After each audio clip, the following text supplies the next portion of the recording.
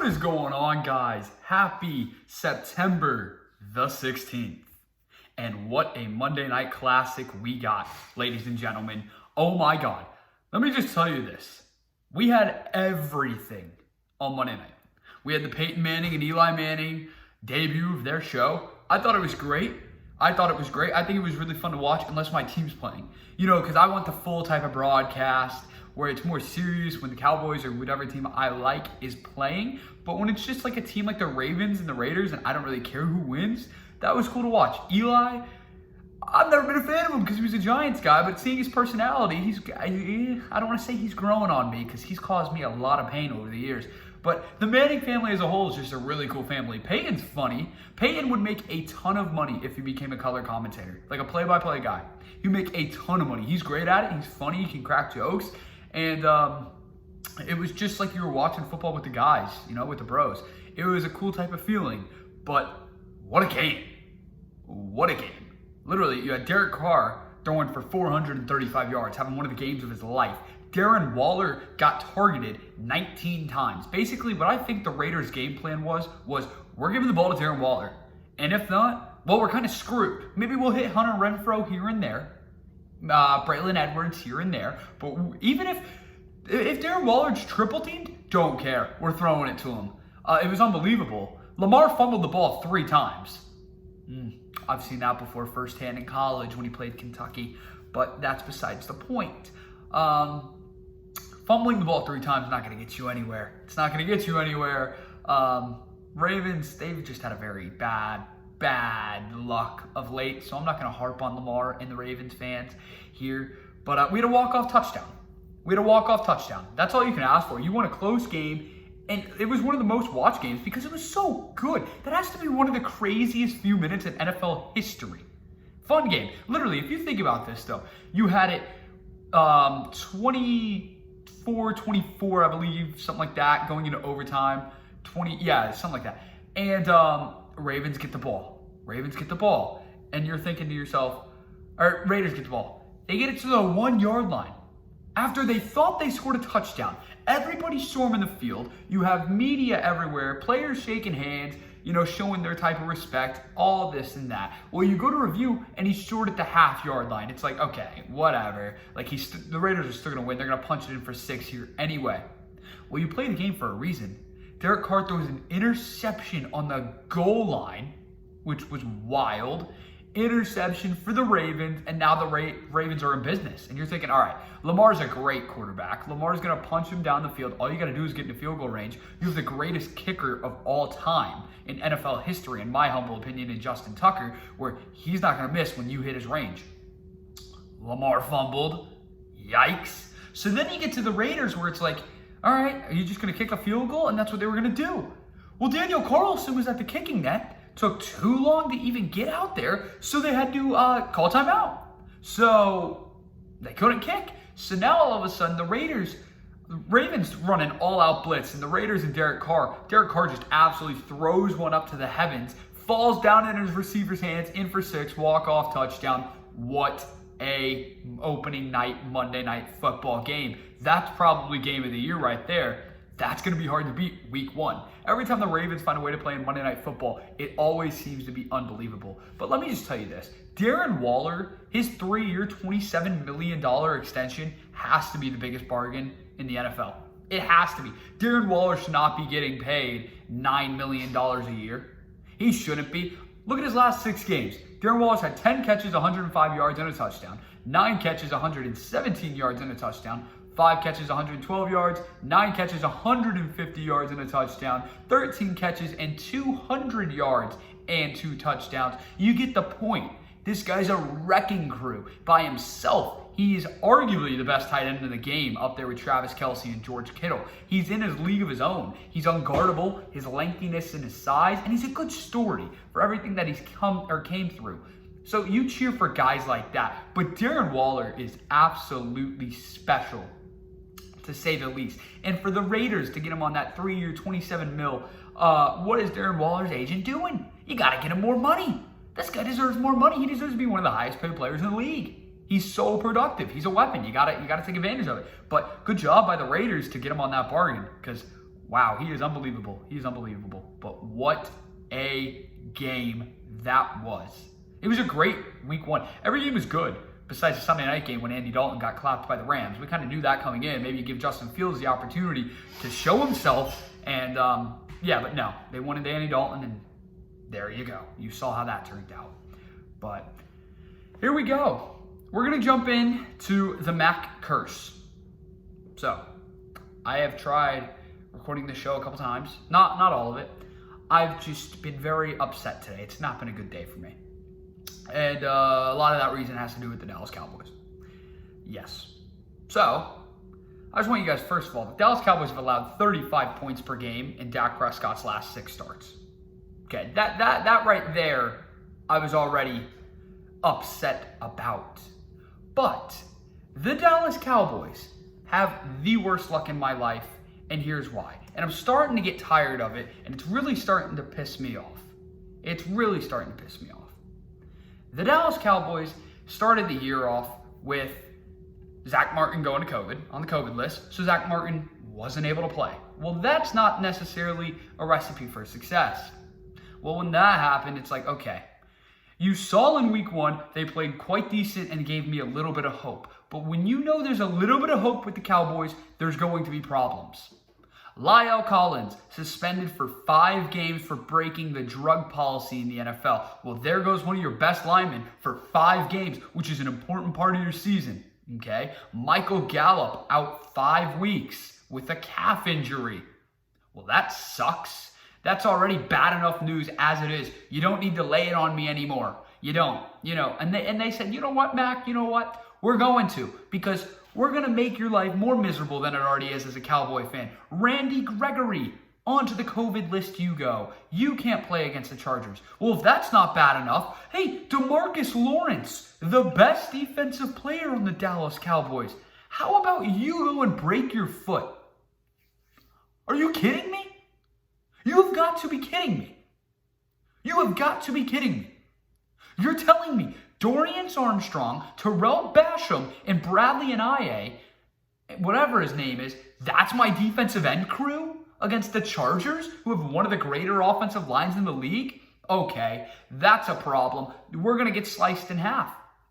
We're going to get sliced in half. I'm sick of it. I got DeMarcus Lawrence, my best defensive player, out for probably 8 weeks, 6 to 8 weeks.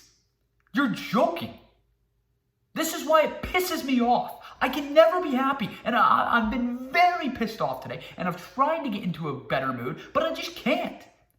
I just can't. I'm so incredibly pissed. You've played 1 game. Now week 2, you have Lyle Collins, Michael Gallup, Randy Gregory, DeMarcus Lawrence, and a couple other starters already out. And I don't want to overreact, but it just pisses me off. I'm sick of it. I'm sick of it. I'd rather be a Detroit Lions fan. Nah, I really wouldn't, because I wouldn't be, though. I wouldn't be a Lions fan, but that's what I'm telling you. I was born in the wrong generation. I've seen 11 out of 16 NFC teams make the Super Bowl. I'll never see that. I'll never see that. I guarantee you for a fact. And that's what it just eats at me. And I'm just sick of it. I'm sick of it.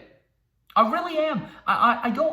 I've never understood why people switch teams and be bandwagons just to cheer for winning teams, because those are my least favorite people in the world. Stick with your teams through the worst and the best. But the Dallas Cowboys will never be at the best. We're average.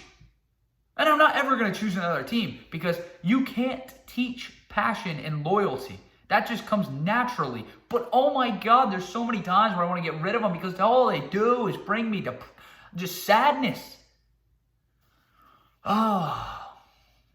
Yeah, there goes DeMarcus Lawrence. We're just going to be average again. God, we're going to get killed against the Chargers on Sunday. But I'll tell you what, I still expect them to start like 6-2, just the way the schedule works. We should, but it's sickening. It's absolutely sickening. God, I've not been in a good mood today, as you could tell. But I could get a little better news, and I did. Chris Livingston, The number 5 overall player in the high school class of 2022 has committed to Kentucky. This is the second time in 10 days UK has signed a top 5 kid. And you know what? They're not done. I will put my life savings on it. They're getting another guy in the top 5. Derek Lively, we're going to get into him when he ever commits. Wherever he goes, we're going to talk about him. Like my boy Aaron Torres said, Kentucky is back. They are the recruiting power in college basketball once again. And you couldn't have said it any better. I agree with you. I agree with you guys because it's time to talk about it. John Calipari might be putting together the greatest recruiting class in the history of college basketball. They could wind up with 6 guys that are in the top 20. And 4 of those guys are in the top 10. And 3 of them are in the top 5. The only time a program has ever done that in college basketball history was the 2013 Kentucky recruiting class. And you guys know how that turned out, right? If you don't, they went 38-0 and went to a Final Four. I think that team turned out pretty well. And they have the chance to do that again. A lot of work to be done. But that's what you got to talk about here with the Cats. I mean, Orlando Antiqua, I'm not even joking, Kentucky's head assistant coach that they got back from Illinois because he used to be a Kentucky coach, I think is the biggest get since Anthony Davis. That's just my opinion, but I truly do. Orlando Antiqua is the best college basketball recruiter in the country for an assistant coach. They're paying him $1 million for a reason. You look at recent Kentucky teams, they never, but when Orlando was there, they were always getting top 5 guys, whatever. When he left, they're still getting like the number 1 and number 2 recruiting class, but it's different. Like I've said this on the show before, there's a difference between a top 5 talent and a number 1 and number 2 player in the country compared to a guy who's like the number 11, 15. Still great players, but if you want them to be your all-star, it puts a lot of pressure on your back. The number 1, number 2, number 3, number 4, number 5, they can do that. Now Kentucky's having a chance to put 6 of these guys together. Let's go. Chris Livingston, welcome to Kentucky. I needed some good news. You've granted that to me, my friend. Thank you. All I can say, thank you. Now, here we go, boys. Here we go. We've brought up this topic before, okay? We've brought it up before. And sorry for the squeaks of the chair. It's pissing me off, too, if you can hear it through the podcast. Got to get that fixed. But we've brought this up in week 0 to week 1 when we did Mac's Pick 5, okay? And what this is just my 5 betting lines of the week. We're not keeping track. That was preseason. Week 1 was preseason, all right? All right? This is different. We're keeping track from now on of my total record. And I'm here to win you guys money. Even though you should fade me because I'm not the best bettor in the world. I'm actually atrociously bad. Like, it is truly insane for how much sports I watch. I watch sports 24/7. 24/7. Literally, like, it's basically my life. I wouldn't want it any other way. So I'll give you, we got a good source in me. Here we go. Friday night, we're going to go start my number 1 game. We're going to go down the order and pick 5, and then we're going to talk about games that are still really good games that we need to talk about for this week, but I wouldn't be comfortable betting them. Here we go, though. Let's start Friday night. UCF, Central Florida, going on the road to play Louisville. The line is UCF 7. Now, I'm going to take the UCF 7 for them to cover, and I think they're going to win by more than that. And you might be saying at home, all right, there's this bias showing. He's going against Louisville. Yeah, I'm not. You want to talk about an absolute shambles of a program right now? Louisville against Eastern Kentucky had maybe 10% of their fans. They had mold on their seats. That's disgusting. You had mold on your seats. There was so much more we can get into. But not only that, they're just not a good team. Like, they are not a good team at all. They are a terrible football team. I'm being completely honest.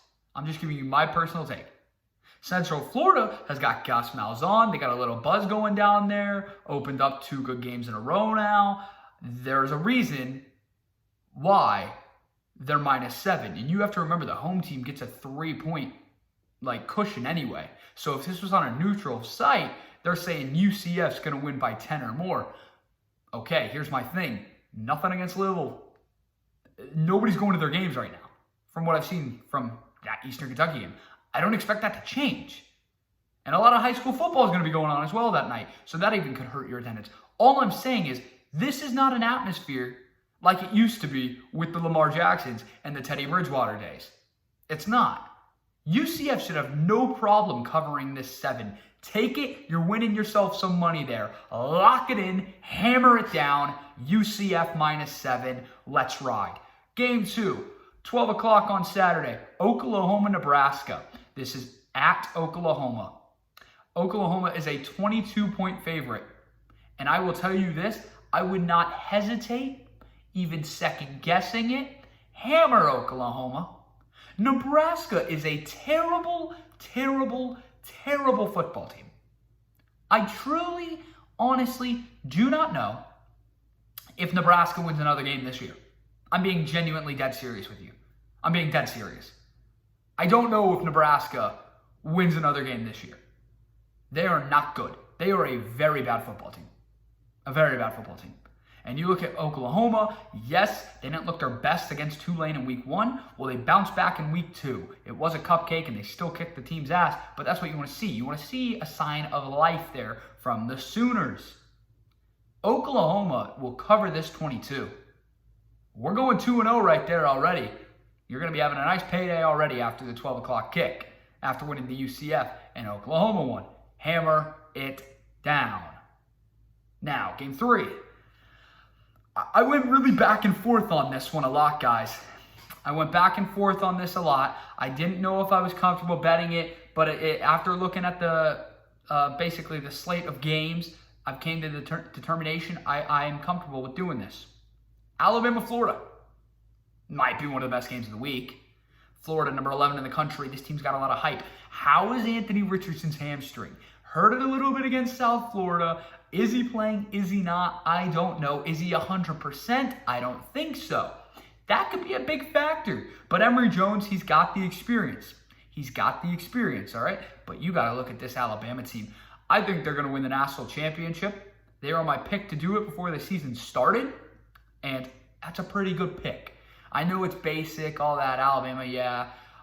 It's just the right pick. Alabama's defense is absolutely unbelievable. It's incredible. It is incredible.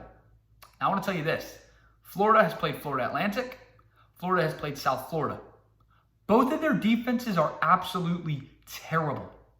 This is a test for the Gators. This is a home game. First game on SEC CBS. Get excited for that because I haven't heard that little theme song in a while, and that always makes me happy.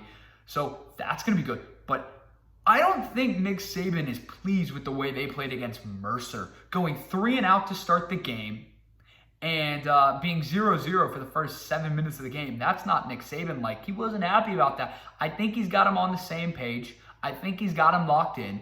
And you saw what they did to Miami. I don't know what they're going to do to Florida. Now, this is tough. It is at Florida. Florida's got a great atmosphere. Ben Hill Griffin Stadium has a very phenomenal atmosphere. It's a cool stadium. It's one of my favorites that I've ever visited, besides it being scorching hot. My God. But crayons can play a factor into this. Both teams got a lot of depth, though. I'm very high on both teams. I think both teams are going to have a great season. But we're talking about, do I think Bama covers the 14.5 spread? I do. I do. I know it's on the road. I get that. I'm taking Bama. I think they cover the 14.5. I was a little skeptical about it. I've gone back and forth all day about it. I think they do. I think they're just that good of a football team. And it's nothing against Florida. I think Florida's a very good football team. And yes, it's at home, which could cause problems. It's Bryce Young's first road game. All right, we got to also talk about that. It's Bryce Young's first road game. We don't know how he's going to react, if he's going to react good, if he's going to react bad. We don't know. So it's going to be a test. It's going to be a test. But I'm taking Nick Saban and Alabama any day of the week. They're going to win this game. It's just, will they cover the spread? And I think they do. But like I said before, I've been very highly confident on a lot of games. I was highly confident last weekend that the Minnesota Vikings were going to beat the Bengals, and we saw how that ended. So you probably fade me, but I'm doing some good picks right now, in my opinion, where I feel like it can be hard to fade. So you want money? Take the picks. Take the picks. There we go. We're going 3-0 already right there. Now, my number 4 game, Ohio State, Tulsa. Ohio State, the line is 24. Ohio State by 24. I'm taking Ohio State to cover.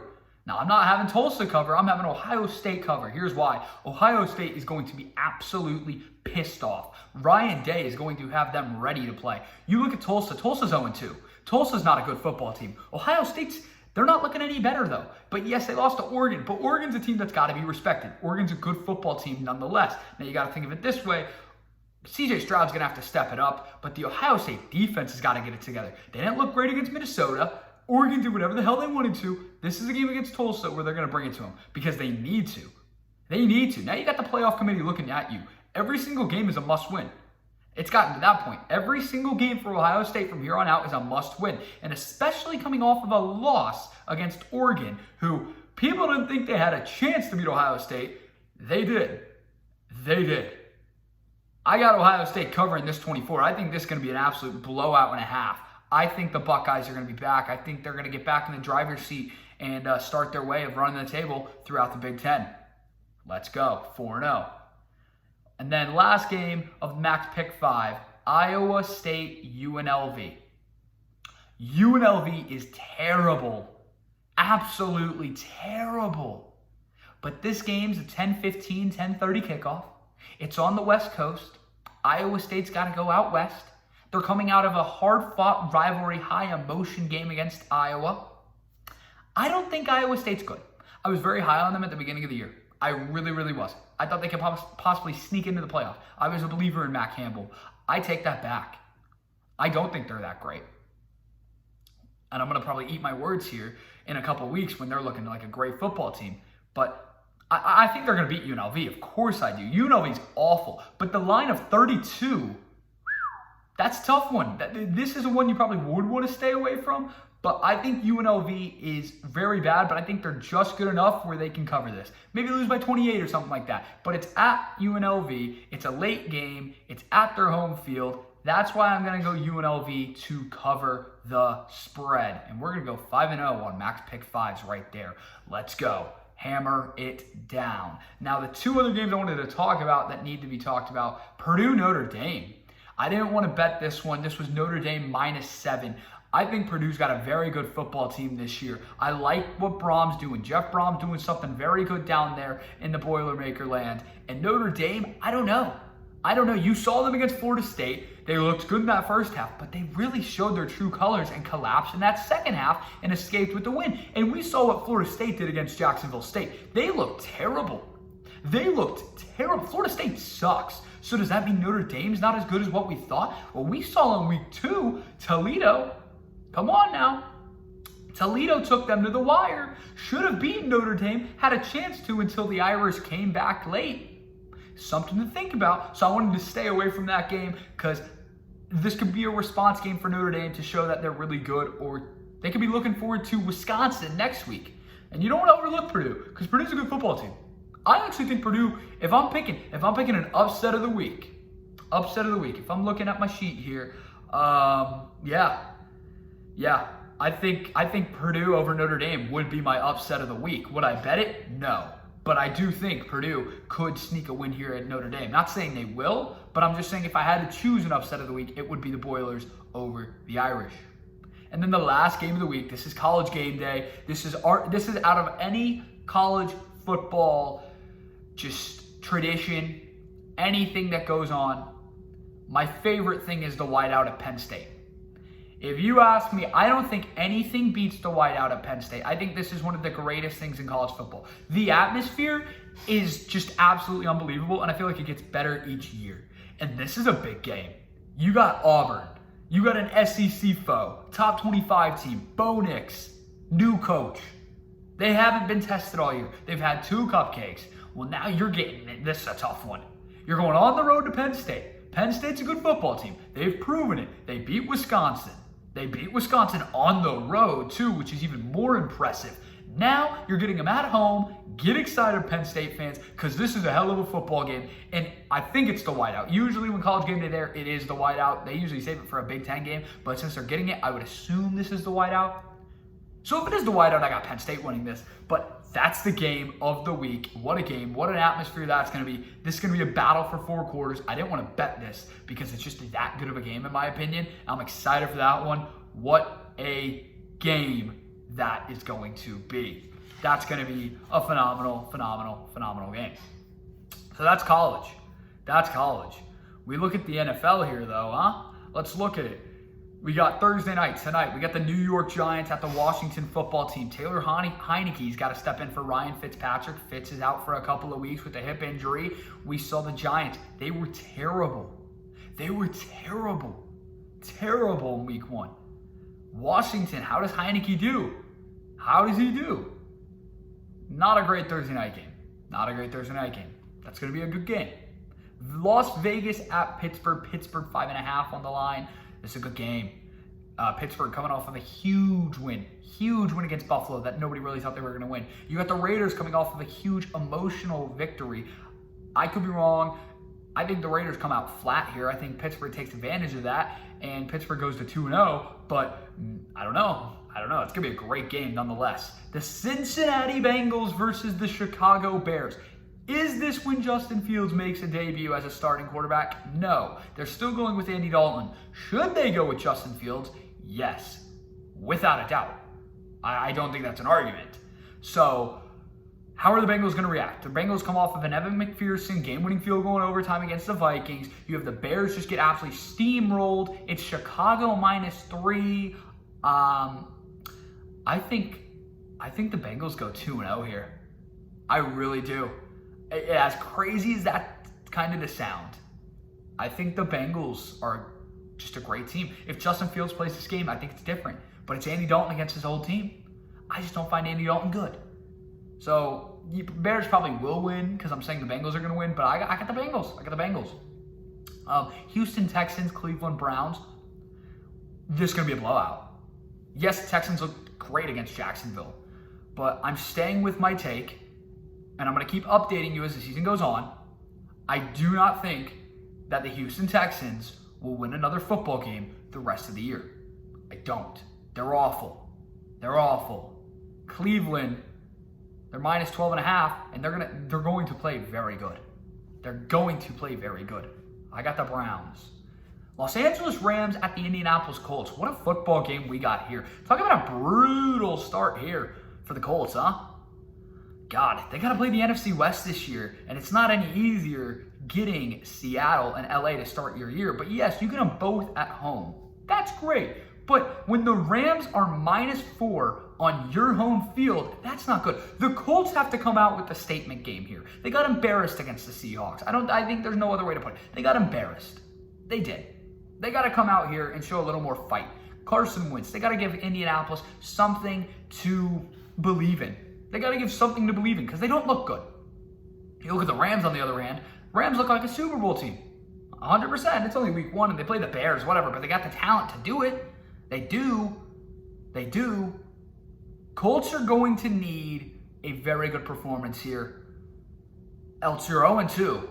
But on the bright side, everybody in that division lost, so a slow start might not bite you in the butt like it usually does for the rest of the divisions. So this is going to be a big game. I think a statement game for the Colts. I do have the Rams winning this, and the Rams going 2-0. The Buffalo Bills at the Miami Dolphins. You look at the Dolphins, big win in Foxborough over the Pats, and the Bills have a surprising loss against a good Steelers team. A good Steelers team. I think Buffalo comes here. I think Buffalo has a bounce-back game. They take one from Tua. I don't think Tua's... I don't know. I'm still not sold on Tua.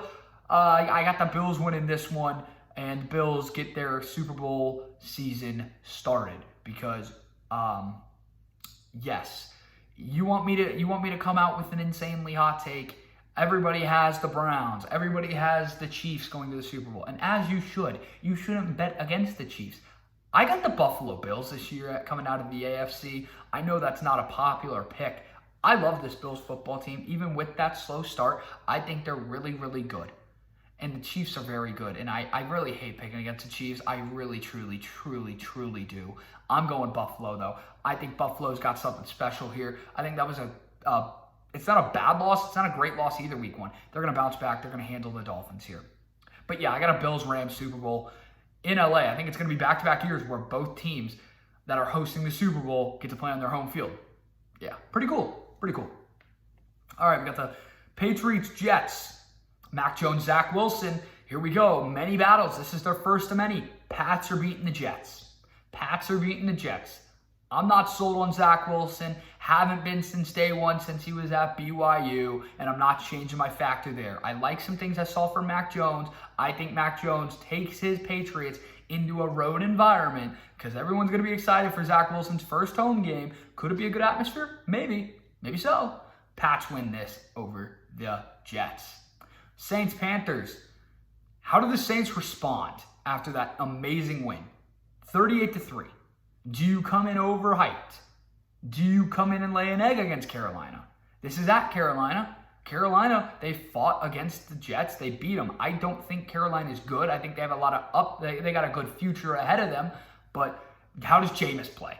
I don't know. I feel like this could be a clunker. There's a reason why the NFL is one of the hardest things to bet, because it's on any given Sunday, you can drop an egg and lose. So this is going to be a good battle. Good battle here. I'm excited for that one. Broncos, Jaguars.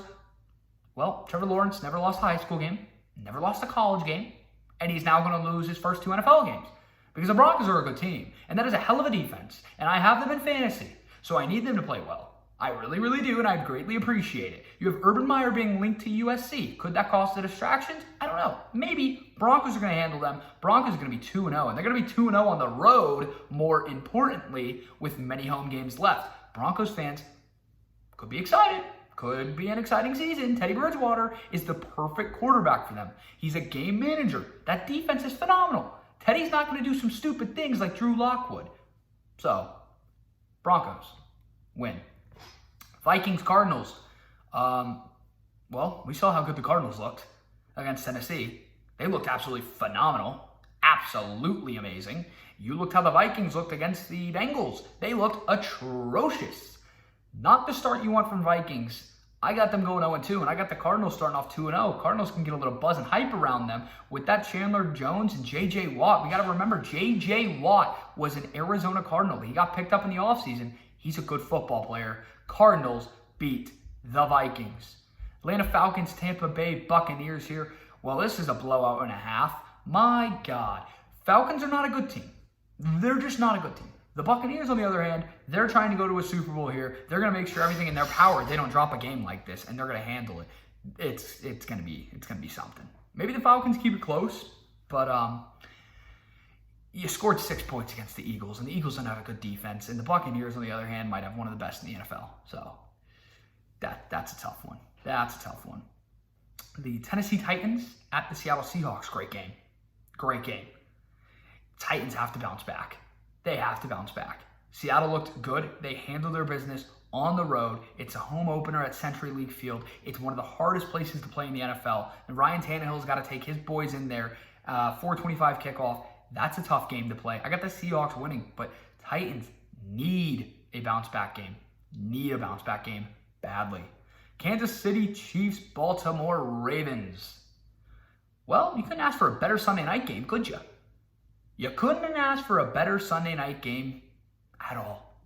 And I'm going to be tired, because having to do the podcast late Sunday night. I'm hoping we get another classic like we just got on that Monday night game with the Ravens. When they're in prime time, they seem to make things happen. This is not the only time they're going to play each other this year. They're going to play each other probably in the playoffs again. This might be one of the best Sunday night games we're going to get all year. The Chiefs-Ravens is an electrifying game. Patrick Mahomes, though, is going to take them on the road to Baltimore. I think Chiefs are going to win. This is going to be down to the wire, though. This is not going to be a blowout. I don't think. I think it's going to be close. Monday night, Detroit versus the Packers. Well, talk about just an absolutely thrilling Monday night game, right? Ooh. Anytime the Detroit Lions are on primetime, that's not exciting at all. But Aaron Rodgers, hey, buddy, you got to bounce back. We saw how bad A-Rod was. He was atrocious. He was absolutely atrocious. That's not going to be the case for week 2. And Jeff Okuda going down with a torn Achilles, the best guy in the secondary for the Lions. That's terrible news. That's terrible news. They're going to handle it. Packers win this. And then to end the show, the Dallas Cowboys at the LA Chargers, excuse me. This is going to be brutal. Brutal. The line started out on LA -3. It somehow got to 2.5. People are putting money on the Cowboys. All right. Can Dallas win this? Yes, without a doubt. I think we're better than LA. The problem is when DeMarcus Lawrence breaks his foot and Michael Gallup doesn't want to play because he gets a little injury, and Lyle Collins goes down with an injury. Calvin Joseph's already on the IR. Neville Gallimore's on the IR. I can keep going for hours here. The defense sucks as it is, and when you lose your leader, and when you lose your other guy in Randy Gregory, who's a captain, it's just a recipe for a shit show on the defensive side of the ball. So I'm going into this game with absolutely no expectation that the defense is going to get a stop one time the whole game. Please prove me wrong, but I think it's going to be another shootout. If you have Dak Prescott in fantasy, start him. If you have Justin Herbert in fantasy, start him. If you have a Cowboys wide receiver, a Chargers wide receiver, start him. Yes, the Chargers have a good defense. But if Dallas is going to have any chance of winning this game, it has to be a shootout. We saw what they did against Tampa Bay. I think they won that game, personally, if we call an offense pass interference, whatever. But it's not going to be a fun start for me. Please prove me wrong, Dallas. I need some sort of hope. I need you to get me, buzzing here, because I'm not. Brutal. But that is going to wrap up this show of the Mac on Sports podcast. It's exciting. When we get football, it's going to be great. And you know what? You know football season's back when you have a Thursday night matchup like the Washington football team and the Giants. Not exciting at all. But it's football nonetheless. About a year and a half ago, when we didn't even have sports, I would have taken this over anything. So you can even give me the Jacksonville Jaguars Jets on Thursday night. I'm watching it because it's football. So go follow all the social medias accounts. And love you guys. Thanks for another great episode of tuning in. And hey, Max pick 5. We're going 5-0. I can promise you that now. And we're going to start a beautiful streak. Or you can fade me. But you're making the wrong decision. Not really, because I do lose a lot. But not this week. Love you guys. Peace out.